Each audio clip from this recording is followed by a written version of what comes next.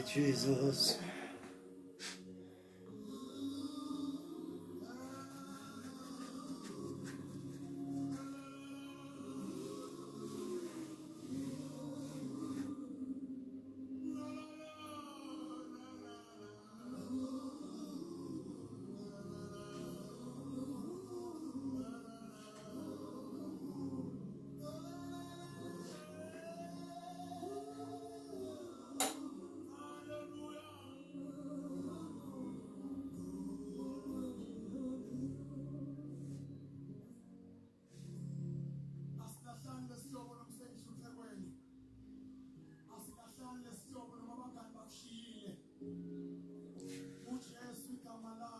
Greeting kulaba sebengenile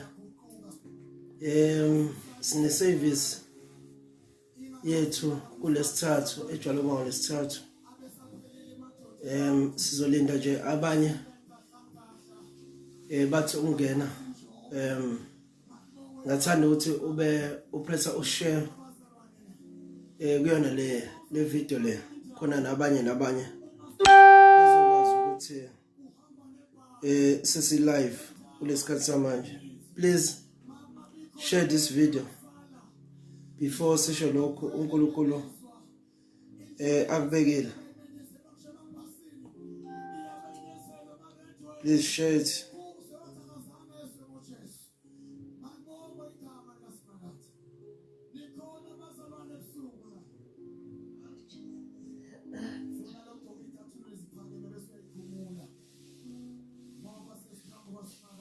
Yeah, God is great and God is faithful.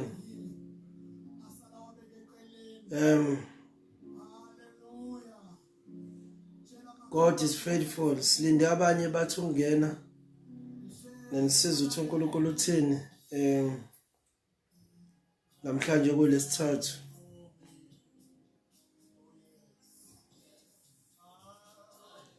But ungabe sathi iBhayibheli lapha ekhaya we read encwadini ka yabaseGalatia and then sizothi uNkulunkulu uthini. So funda from verse 22 ku chapter 5. So uNkulunkulu bekile kimi ispirit sokubekezela. So ngabe thatha iBhayibheli lapha ekhaya then sizothi uNkulunkulu yini ayibekile ayifuna ukuba siyenze nje abantwana bakhe.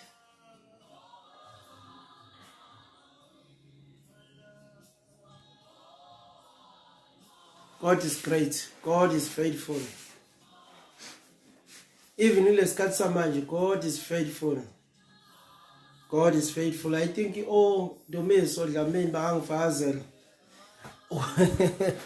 Baholile abantu bengaholanga. Lokho ke ufazi nje ukuthi God is faithful.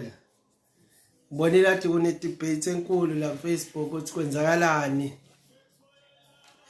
Ake si press ushare and then khona nabanye izofinyelela lo myalezo kubo egameni lenkosi uJesu. Sesiqala nje manje ngoba uthatha iBhayibheli lakho sibheke incwadi ka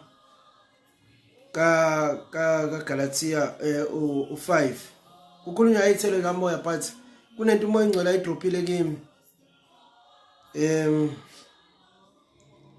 ngabe uvula lapho ekhaya Galatia 5 verse 22. So ufuna verse 22 kuphela and then bese siyathandaza nento umoya ingcwele ayibekile emoyeni wami namhlanje. Kufundeka kanje. I said kwabase Galatia 5 verse 22. Kepha izithelo zikamoya ziluthando nokujabula nokuthula nokubekezela nobubele nobuvi nokukholeka. Indaba yami lapha ekutheni nokubekezela.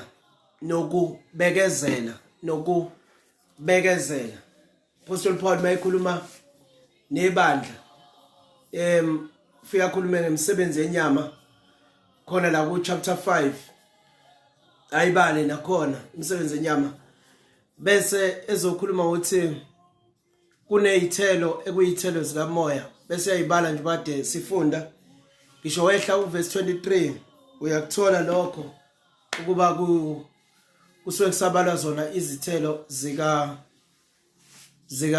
moya.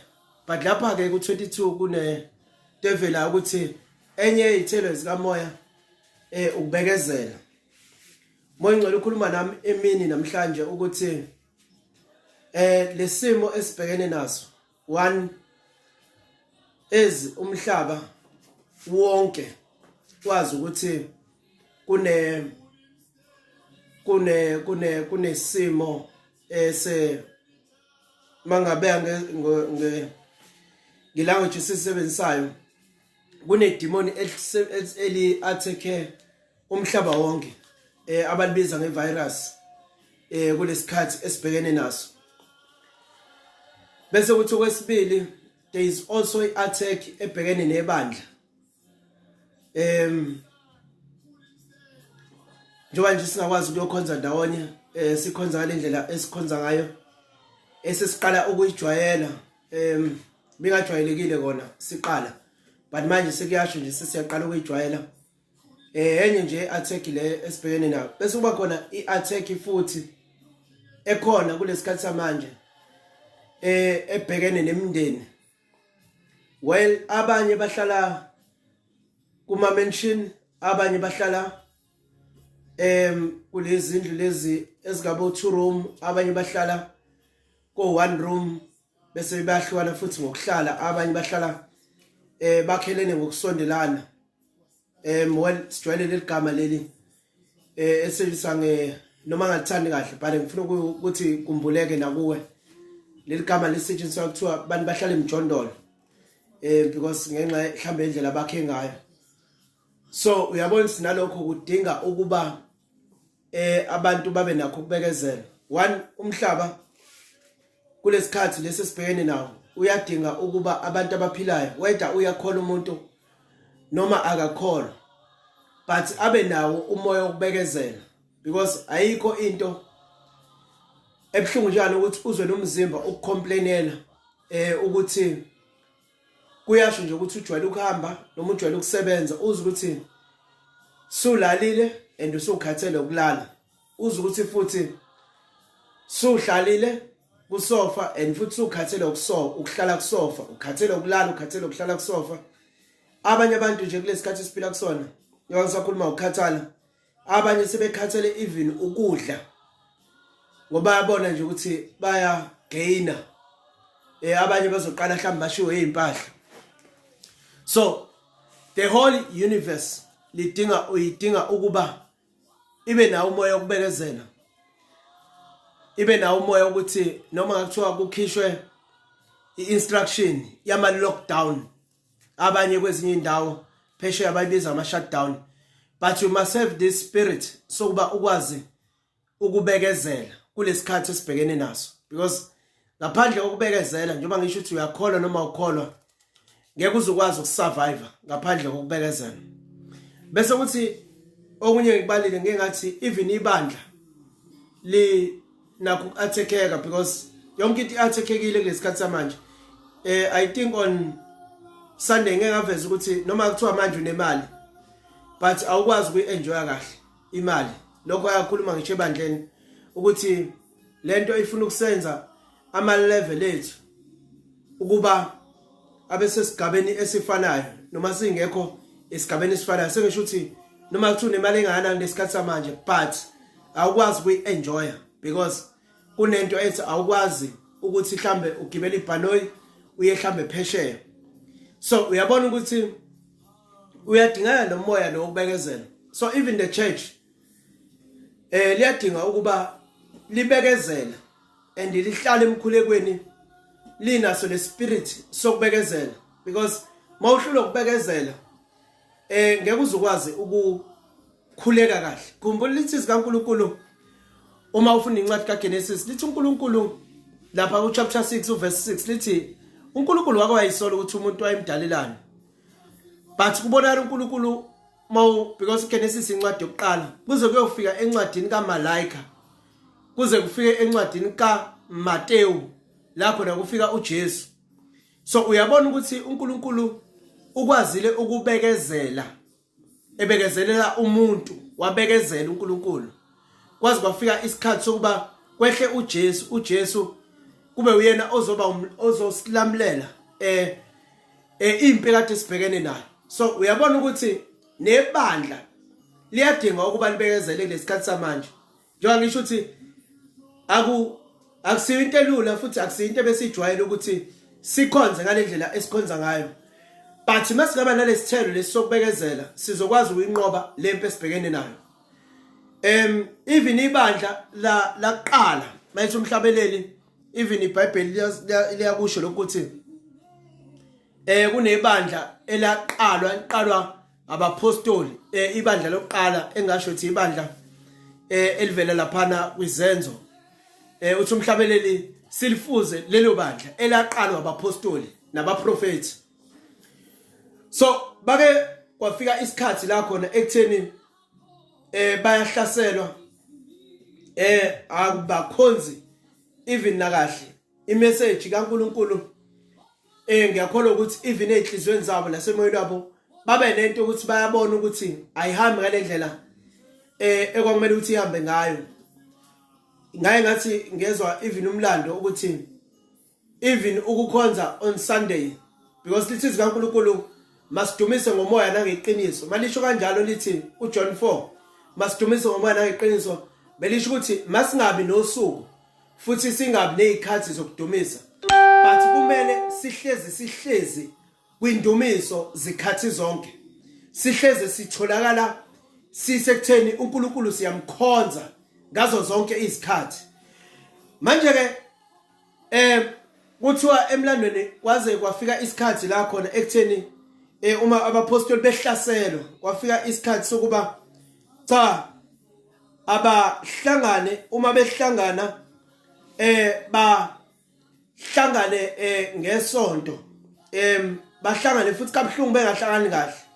So uyabona ukuthi kuze kuzofika manje njoba manje sesihlangana njoba kade sihlangana namanje sikhonza ku Facebook uyabona ukuthi kwabiza ukubekezela kubantwana bakaNkulunkulu ababebiziwe bebizwe uNkulunkulu beshumela ivangeli likaNkulunkulu size sofika manje kulesikhathi esikuso. Abanye abantu bakhonza bangcwele banama what you call banama auditoriums izindle ezinkulu obona kahle izinhle abafikanga nabo kalula kulesikhathi kulesikhathi esathi masibafikela kwana leyo njabula ukuthi kwana joy ukuthi hey siyambonga uNkulunkulu sesisebenze kwaze bafika lesikhathi samanje. Manje nje kade sibuka enye ivideo noma ngeke ngimdalule inceke kaNkulunkulu kade sibuka sibuka indlela esebenze ngayo sibuka ukuthi isuka kude bake bakhonzela ngaphandle bagcina bekhonzela endlweni eyilayisha I think eyilayisha abantu abawu20 and then basibaqhubeka bakha enye iminyaka njalo iyahamba ithi yaqala yafika lapha kule ndawo yafika ngo1966. So now kuvela ukuthi ke ithi mayixoxa ithi yaze yafika esigabeni sokuthi indlu iyakhe ilayisha abantu bawu200 but kule manje sebe nendlu enkulu kakhulu futhi ngiyakholwa ukuthi inama ekhona ngoba ngaze ngifike kuyona but iboye inhle kakhulu. But masikhuluma nomama sithi uyabona ukuthi yaqala kancane yaba nomoya wokubekezela and then now umama athi engivezele inclip futhi sengizoba live ukuthi ngo2008 kwaze kwasha even ibuilding eyisinkulu yasha but manje sebayakha futhi. So ngifuna ukuthi uyabona ukuthi ukubekezela kuyasiza kwabanye abantu baye bathanda ukuthi kuvele kuqhamuka izinto ezinkulu sezenhla nje. No, that is possible because lithi zikaNkulunkulu ku Luke 1:37 lithi with God everything is possible. Everything malithi everything kusho ukuthi even nezinto ezinkulu zingawa manje. Ngisho njengoba ungibukela uNkulunkulu can bless you with into ongazi uyicabanga ngisho right now because malithi everything is possible with God. Kusho ukuthi even izinto ezinkulu lezi esingakholwa ukuthi uNkulunkulu angasinika zona, no uNkulunkulu angasinika zona, asinikeze nje zona manje. Ngisho ukuthi malithi everything is possible. Even naso isimo esibhekene naso manje njengoba ngikhuluma singaphela. Sesho manje singaphela. Kuvele kubonakala bonke opresident manje ebusuku beannounce bethi ama lockdown ayaphela. Sengisho ukuthi ngoba uNkulunkulu yonke into kuye ipossible. So isho ukuthi ibandla malingakhuleka linomoya wokubekezela. Singakwazi ukachieve izinto esingaze sicanga ukuthi singayi-achieve. Izinto esingaze sicanga singayi-achieve. Even ekhaya nje kufazi uhlezi buse enhlizweni yami ngibhizi ngibuka ubaba indlela sebenza ngayo indlela uNkulunkulu amsize ngayo abanye abantu bazi bashethe mhlambe kukhona izinto ezinkulu azenzayo cha uyazi ngeke ngabuka ukuthi izinto abenazo because konke kwenzeke sengihlaniphile siqale sahlala endlini encane. I remember sake sahlala kwenye section eMlazi kwaK sasihlala endlini kaThayela. Kwasho ukuthi ubaba ke uNkulunkulu shuthi unayi nje wayilento ukuthi one day ngiyakuba nomuzi omkhulu and then masifika nakamakhutha sahlala emzini omncane but manje usewunweba usomkhulu. Uyabona ukuthi ngenza isibonelo ngobaba hayi ngoba ngimphakamise but ngiyala ekutheni uyabona ukuthi ukubekezela kuyasiza ukwehlisela izinto. Uthi mawubona izinto emva kwesikhathi usho ukuthi ukube angizange ngibekezele kungabe angifika ngala. Baningi abantu esingababala ababe nokubekezela. Even no businessmen abakhulu esibabonayo namhlanje noma singesisho ukuthi bonke because abanye banendlela abayaziyo abafike ngayo kwi achievement yabo. But uma ulandela I remember ngake ngafunda in fact notice ngangifunda I have video efonini yami yamnikazi noma yamsunguli ka KFC the founder ya KFC. Indlela ethi yaqala ngayo ithi yayikihambe yenza even no door to door idayisa izindlu. But before ngifike lapho kunento ebhlungu eyenza empilweni yakhe. One uthi izinto ayithiwa izama zayingenzeke empilweni yakhe. Waze waqala I think KFC waqala esena 66 uma ngaphosisi senkohle kahle but wayesethanda ukukhula kakhulu. So uqala uKFC esebona ukuthi impilo isi ayikho into ekade imlungela empilweni. So no KFC thoma uqala waqala kabuhlungu uKFC. Ezinye izinto ebuye ingenzeki but mawuthi uyabheka ngoba enye into akhuluma ngayo ukhuluma ngepatience ukubekezela nakhona kuleya video. Mawuthi uyabheka lesikhathi samaye ubheka KFC they are all over. I think bakhona umhlaba wonke KFC. Uyabona ukuthi ukubekezela kuya kwamsiza.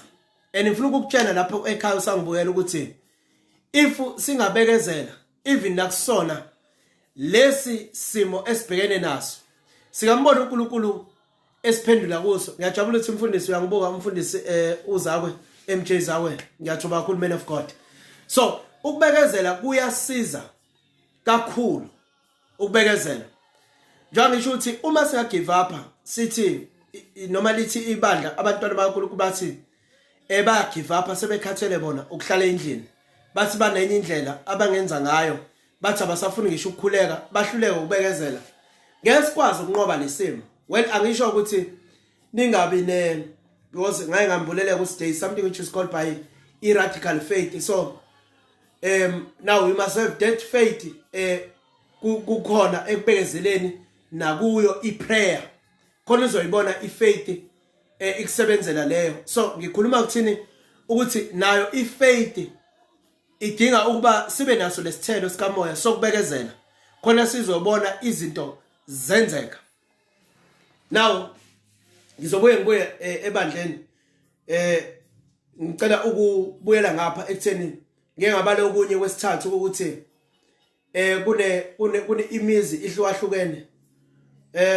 Abanye bahlala ko one room, abanye bahlala ko two room, abanye bahlala emzini emkhulu. And manje ngiyacabanga ukuthi because namhlanje I think usuku lesi20 mhlambe even noma uthi unomuzi omkhulu kangakanani but usukhathele ukugungquza kuwona sekukhona lokhu cha hayi cha sengiyadinga ukuba ngiphumele ngaphandle. But ngifuna ukukutshela ukuthi ake ufake umoya wokubekezela khona sizokwazi ukunqoba lempi esibhekene nayo. Well akumnandi kuona wonke umuntu kulento eyenzakalayo, but ngifuna ukukutshela ukuthi sizonqoba uma singaba nokubekezela. Uma uNkulunkulu wethu akwazi ukubekezela njengoba ngisho ukuthi from Genesis 6 uNkulunkulu eyisolile ukuthi umuntu wamdalelana kwazi kwafika incwadi kaMetu la khona uNkulunkulu athumela khona uJesu. Uyabona incwadi ezi ukuthi ziningi kangakanani before incwadi kaMetu, before kufike uJesu. Uyabona ukuthi uNkulunkulu waba nokubekezela kuye, ebekezele azi ukuthi ekubekezeleni kwakhe uzokwazi ukubuyisana nomuntu. So ngifuna ukuthi noma kubhlungu kwisikhathi kwisimo esibhekene naso kulesikhathi samanje, but asike sibekezele, siquse uNkulunkulu, sithandaze, sinawo umoya wokubekezela. Sithi Baba awusenqobele lempi esibhekene nayo. Sithi uNkulunkulu ngokubekezela kwethu asikubone uNkulunkulu usiphendulela kakhulu imithandazo esiyenza usuku nosuku.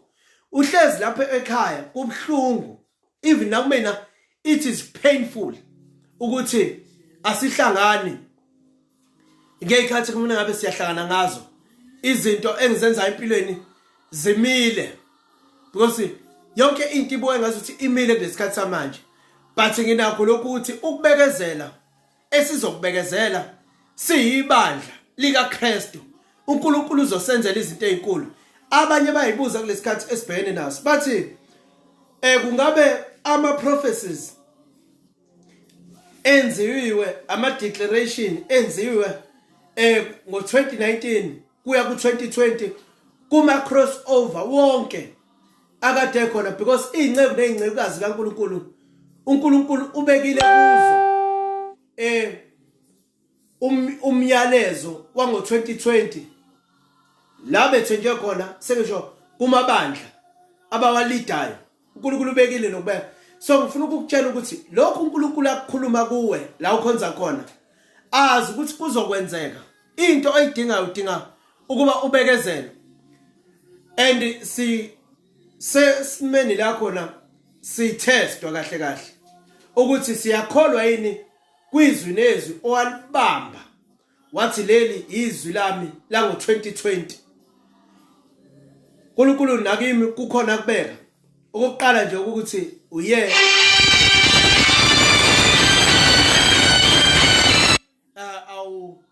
awubekile empilweni yami. So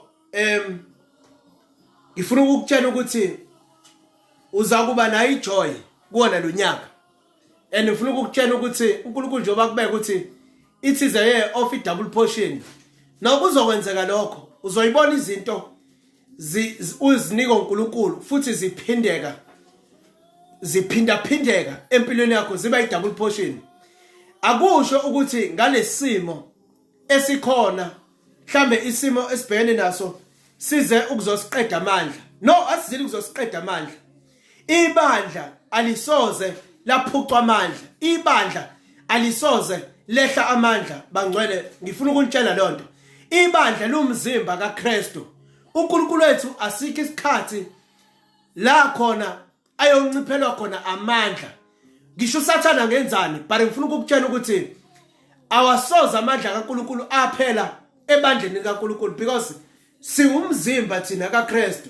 So uKristu, even uSathane kade kusiphuma kwi Passover weekend la khona nje si celebrate sikhumbuzana ngokufa kweNkosi uJesu Kristu. Ngifuna ukukutshela ukuthi even la isikhathi lesi uJesu egebisa ikhanda kubuye ngathi lithi kubuye ngathi uyafa. uJesu wayengafa ukufa lokho sekucabangayo, kwangaphela amandla.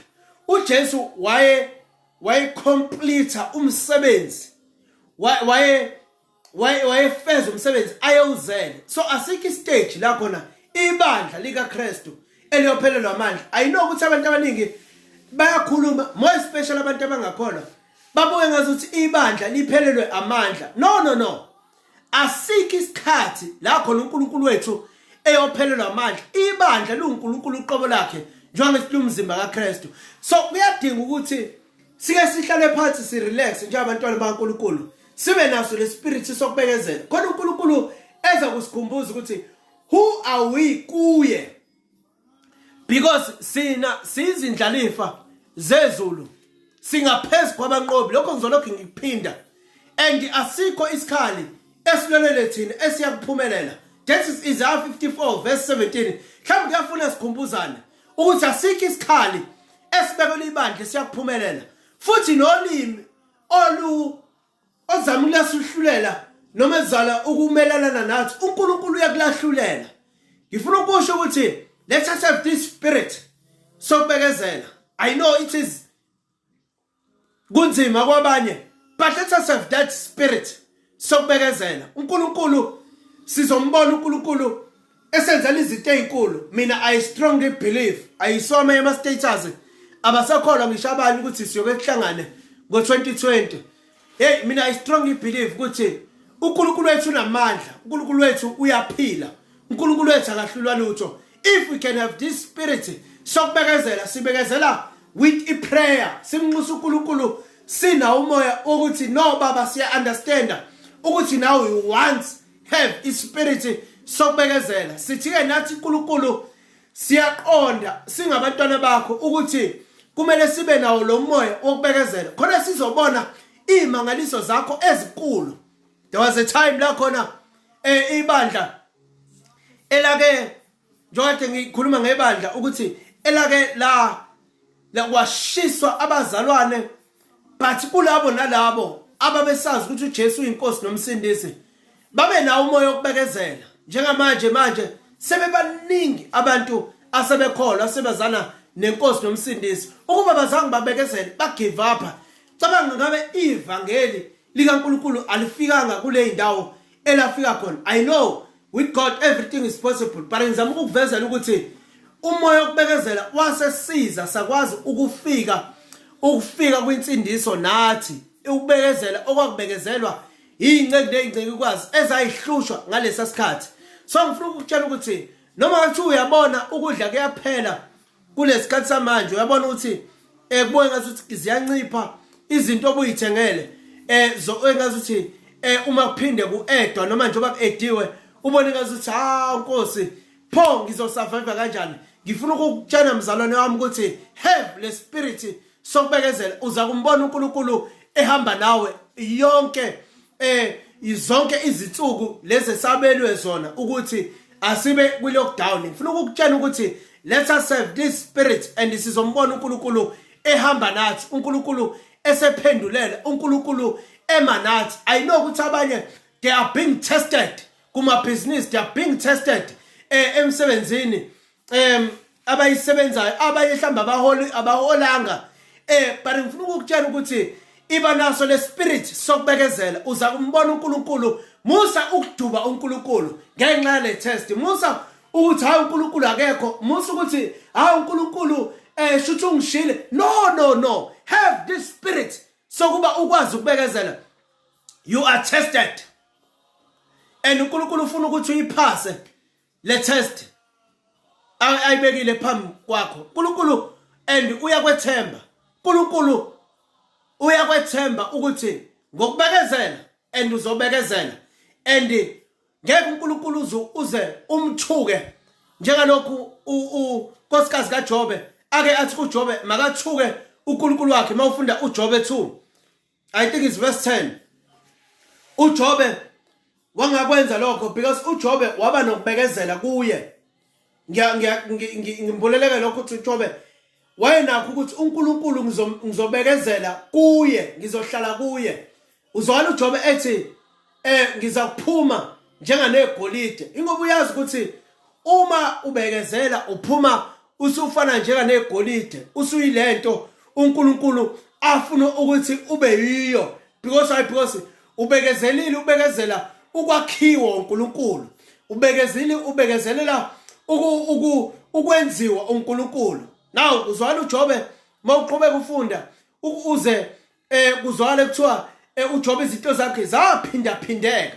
Now ufuna ukukutshela ukuthi ngalo moya wokubekezela uzoyibona izinto zakho zenzeka izinto zakho kade uyiplanile. Ngifuna ukukutshela ukuthi izinto obuyiplanile uyiplanela u2020 musa ukuyeka, musa ukugive up uthi hayi lezi zinto ngeke zisenzeka, hayi lezi zinto ngeke ngisaba nazo. No, uNkulunkulu khona, uNkulunkulu akashili ibandla.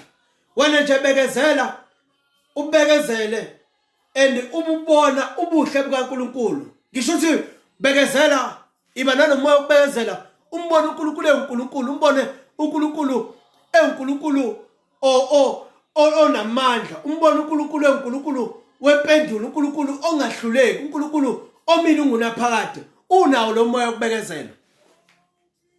Have that spirit, sani, sokubekezela. Don't give up. Musukuba umuntu ogive upayo. Musukuba umuntu othi mayibuka izinto abe esethi ungeyisenzeka. No. Ayikho into engekuziyenzeke. Khona uNkulunkulu. U2020 njengalokho uNkulunkulu akhuluma nawe kwadropeka even in your heart. Wabona u2020 umuhle. Ngifuna ukukutshela ukuthi u2020 useyilento wayibona. Sizodlula kulesimo esibhekene naso. And sizothi makudlula sibe nawo umoya wokubekezela, sihlezi kuNkulunkulu. Siza kumbona uNkulunkulu esenzela izinto ezinkulu. Sizombona uNkulunkulu ehamba nathi, sizombona uNkulunkulu ema nathi, sizombona uNkulunkulu esiphe. Ngifuna ukukutshela ukuthi uNkulunkulu angaphendula mhlambe kuyophela unyaka izinto kade uyifuna ngawo lo 2020. Ubona uNkulunkulu ephendula. Umangale usho ukuthi hey u2020 ngawuqala kabuhlungu, bese uba nento ukuthi but nguphethe kahle, because kuona wonke umuntu kulesikhathi sibhekene naso kubuye ngathi hawu 2020 Nkosi sasa uqala kambi. Abanye basibenze amahlaya bathi u-April asivele sukhansele, sisho sithi awukazi ube khona. But ngifuna ukukutshela ukuthi uNkulunkulu ukhona, uNkulunkulu unawe, uNkulunkulu akahlulwa lutho. Noma kuthiwa uzwayiphi report, khona ireport yaphezulu lithi sikaNkulunkulu ubani wakholwayo. That is Isaiah 53 verse 1. Ubani wakholwayo ngesikuzwileyo. Who has believed? We report esayizwa. I-report esayizwa kuphi? Sizwa kuNkulunkulu wethu. Iqhamuka phezulu ifresh ezulwini. Ngifuna ukukutshela ukuthi asikholwa ne-report kaNkulunkulu, i-report ethi sizoba nakho uma sikholwa uNkulunkulu. I-report ethi uma sicela egameni likaJesu sombona uNkulunkulu esiphendulela. No, asikholweni ilo report. Asikholwe uNkulunkulu, masikholwe sinokubekezela. Sina into ethi uNkulunkulu wethu uza kusiphendulela, and la isiphendulela khona isitha sizojapha.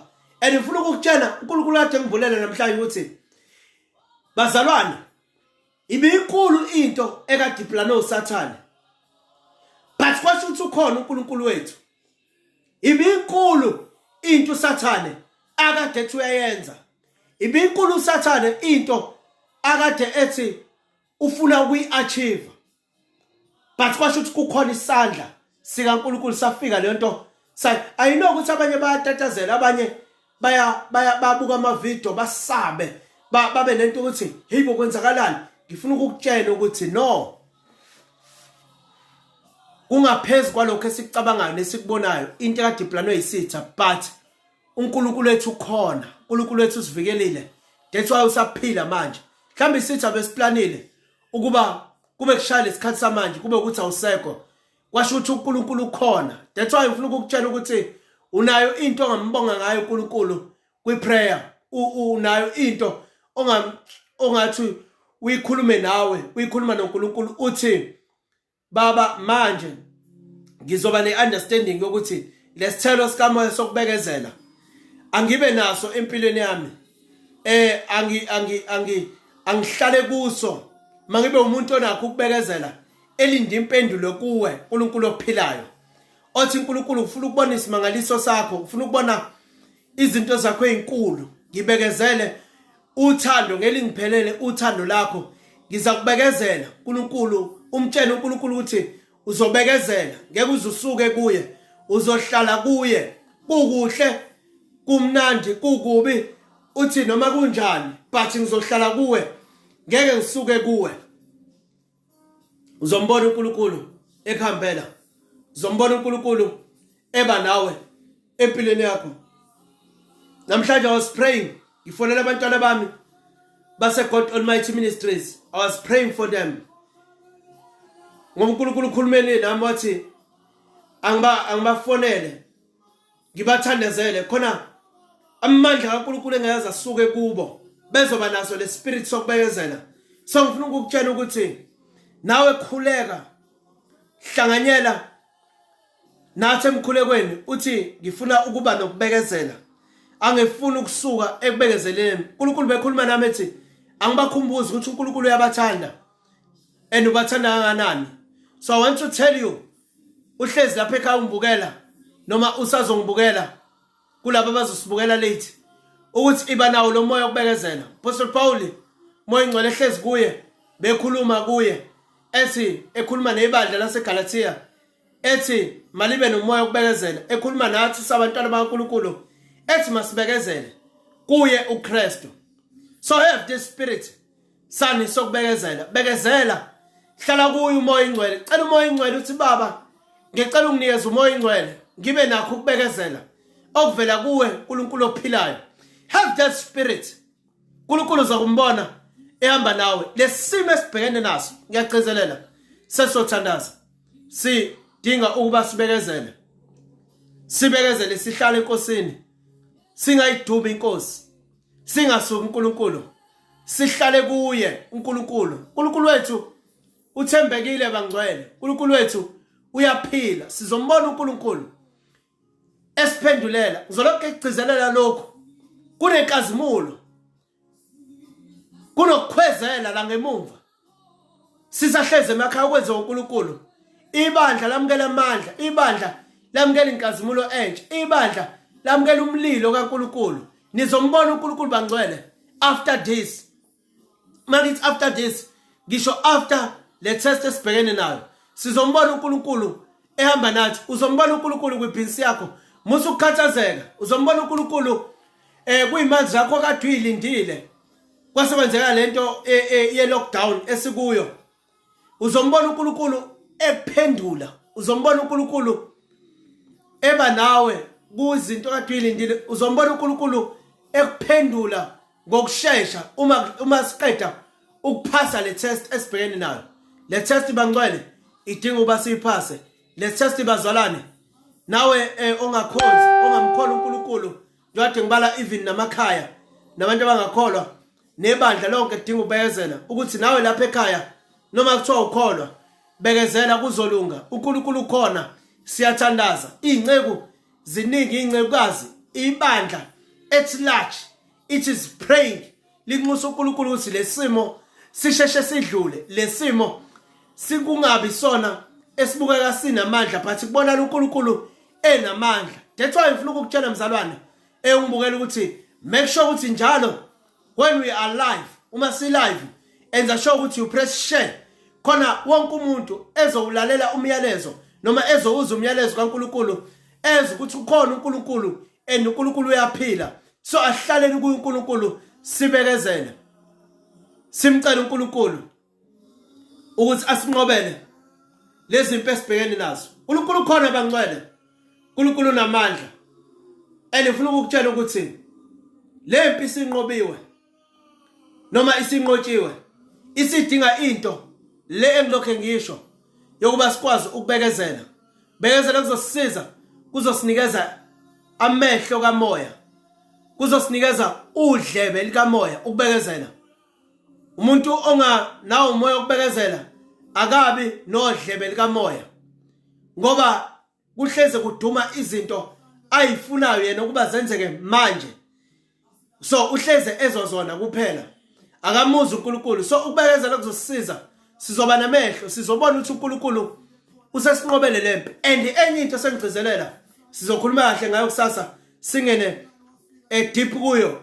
Ukubekezela kuzosisiza, kuzosinikeza the spirit of wisdom. Sizokwazi ukuba ne-wisdom, sizokwazi ukubona ukuthi kahle kahle sesinqobile nazi izinto esekudinga uba sizenze ukuze sikwazi ukubona uNkulunkulu ukuthi nempela uNkulunkulu sinqobele lempi besibhekene nayo because yona yimpi. But ngifuna ukukutshela ukuthi sesinqobile, uNkulunkulu sesinqobele. Uma singahlala kuye sibe nokubekezela kuye uNkulunkulu, siza kumbona uNkulunkulu esiphendulela maduze. Noma uNkulunkulu mangithe siphendulele enkolo ukuthi sizobona impendulo uNkulunkulu le engisho ukuthi uNkulunkulu sesinqobele, sizovele sibone lento imanifesta. Sisho sithi wow, kanti uNkulunkulu muhle kanje. Ngoba nina ngoba sikwazile ukugcina izwi lakhe elisithelo sokubekezela. So in your prayer uNkulunkulu umcele uthi Baba, give me the spirit. Ngiyawudinga lo moya wokubekezela. Let me inheritate ispirit sokubekezela. Mangibe kuso, mangihlale kuso. Right now siyathandaza egameni lika Jesu. And then I will ask our mother to come and pray for us in the name of Jesus. So I want you to get ready to receive the spirit sani sokubekezela as she'll be praying. So ube nokukholwa ukuthi now uzokwamukela umoya umoya wokubekezela unikezwa umoya ongcwele, because umoya ongcwele uyena onikeza noma osinika lo moya wokubekezela. I want you lapha ekhaya to get ready now and to receive the spirit sani sokubekezela ngaye umoya ongcwele. I want you to get ready because ukhona uNkulunkulu and uNkulunkulu uzokuthinta manje. uNkulunkulu unamandla, uNkulunkulu akahlulwa lutho. You will receive this spirit even in your prayer. Uzombona uNkulunkulu, kuzoba khona uguquko. uNkulunkulu uzokuvulela ihlo la kamoya, uzokuvulela even udlebe la kamoya. Uzombona uNkulunkulu will give you wisdom mawunalo moya lo. So I want you to get ready as umama wethu ezobe esikhulekela right now in the name of Jesus. So close your eyes and then siyakhuleka right now. Baba siyabonga egameni lika Jesu Kristu waseNazaretha. Sibongile moya engcwele ukukhuluma kwakho namhlanje ebusuku. Sibongile uNkulunkulu ukwakhiwa izwi lakho egameni lika Jesu Kristu waseNazaretha, ngoba uthi izwi lakho linguwe uqobo. Baba siyabonga nokusifundisa ukuthi kumele sibekezele egameni lika Jesu Kristu waseNazaretha. Faka uNkulunkulu umoya wokubekezela empilweni zethu, empilweni zabantwana bakho egameni lika Jesu Kristu waseNazaretha. Noma ngathiwa isiphi isimo esiqhamukayo uNkulunkulu, sikhumbule izwi lakho Baba ukuthi wena kukho kwehlulayo. Baba siyabonga namhlanje ebusuku ukhuluma nathi Baba, masakhiwe izwi lakho usuku nosuku, singaphela amandla egameni lika Jesu Kristu waseNazaretha. Abantwana bakho uNkulunkulu emakhaya noma ngabe yini ababhekene nayo uNkulunkulu ngenelele empilweni zabo egameni lika Jesu Kristu waseNazaretha. We thank you Father in Jesus name, amen. Well, siyabonga kakhulu. Ngicela ukudlulisa nasi sibemezelo esenziwe indoda kaNkulunkulu which I respect the most, uProphet uthi Lalkhurela asenze izolo ebiza ibandla emkhulekweni kusasa emini ngo12, wathi asingeneni sonke emkhulekweni sithandaze ngoba it was supposed to be our last day le lockdown. So wathi asike sikhulekeni kusasa ngo12 emini sinxusa uNkulunkulu sithi uNkulunkulu hambela iSouth Africa. He said we must pray for South Africa kuba uNkulunkulu simbone esinqobela lempi. So kusasa ngo12 o'clock nami ngiyanxusa ukuthi sijoyine iprayer. uNkulunkulu akhulumile ekhuluma kumprofeti uthi Lalkhulela ubaba ikhehla esilibonile lisetshenziswa uNkulunkulu kakhulu. So I strongly believe ukuthi lokho akudlulisile nesicelo ukuthi asingenene emkhulekweni. Uthe enye into ayishilo uthe for the first 5 minutes, so kuswasho ukuthi ku12 kuya ku5 past, make sure ukuthi uba live iprayer yakho yathandaza ku live thandazela South Africa yonke waswathi sizombona uNkulunkulu ke emva lokho ngisho nami ukuthi uNkulunkulu wethu bangcwele usesiphendulele ithemeta manje ukuthi sibone his usibone isandla sakhe ukuthi ngempela sesiwenzile umsebenzi. Sizohlangana kusasa ngo-12 o'clock emini nami ngizobe ngingenile sobe singenile sinomama kwi-prayer bese sihlangana ntambama ngo-7 o'clock kwi-Thursday service esijwayele ukuyenza esuke ikhuluma ngomkhuleko. So sizohlangana kusasa and ngifisa ukucela ungibukele ukuthi make sure ukuthi you like our Facebook page esikuyo right now ebhalwe ngokuthi iGod Almighty Ministries. Please ngiyacela ukuthi we like and ngiyacela ukuthi message namhlanje we share khona abanye nabanye bezoyibona. uNkulunkulu akubusise and ngiyafisa ukutshela ukuthi uNkulunkulu uyakuthanda. uNkulunkulu abe nawe ke. Thank you.